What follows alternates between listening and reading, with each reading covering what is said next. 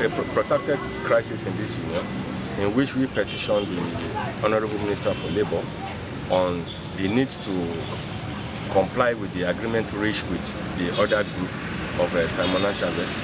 And on 2nd of December, the ministry replied that what we are talking about is that we have not matched the staffers of this union. We have not done the state council election to put people in place. And what we are seeing is that the Chavez group dominated the secretariat and said they give us a suspension in which we have different NEC meetings in which we suspended them as well.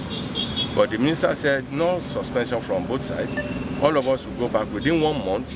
We should go and make the house better and report back to the ministry. And we thought it behoves us to come down and let them be aware that we receive a letter on this matter, that we want them to put a date so that we can be able to meet. If not, the ministry said they will put up a caretaker committee here. So that is why we are here today with our letter to them. But when we came here, all what we see is the police arresting us to the area commander office, that they don't know why we are here. And by the time we now explain issues and documents to show to the area commander, gracefully she said there's no case, that when we are not pulling anything down, we are not fighting anybody, we have come here with civil mind to say, let us have a meeting and discuss within the time limit of the Honorable Minister letter. Yes, when we came, we met the so-called Acting General Secretary. We gave the letter to him. He took the letter, but he did not even acknowledge, which is not a bad thing.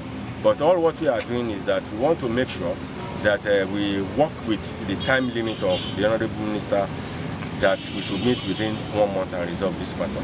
So we was in with them. When we went to the area commander office, before we come back, they locked the gate against us, in which I think is not even reasonable enough. But no problem.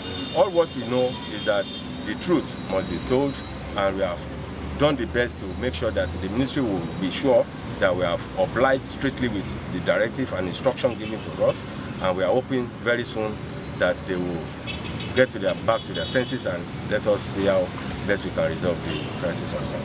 I've seen that it is because they are not well informed.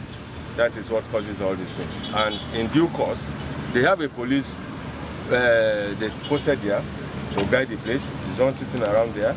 The area commander has instructed that nobody should deprive us entering that office, because it is our office, our money is involved. But all what we will do is that we are writing back to the ministry that we have obliged and left for them to comply. But one thing that is sacrosanct here, if that time expires, we will take a chance to divide this office so that they can hold one part and we hold one part without a problem. This is the deputy president of the union.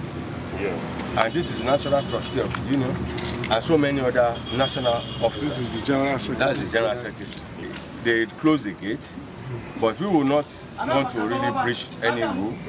We have seen them as only a short group of people, and even at the police headquarters there, they called him to come down that we are here.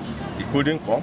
They call any of them, nobody comes. Before the police, the area commander says we should go, but we should be mindful of making peace and whatever, and that is what we are saying.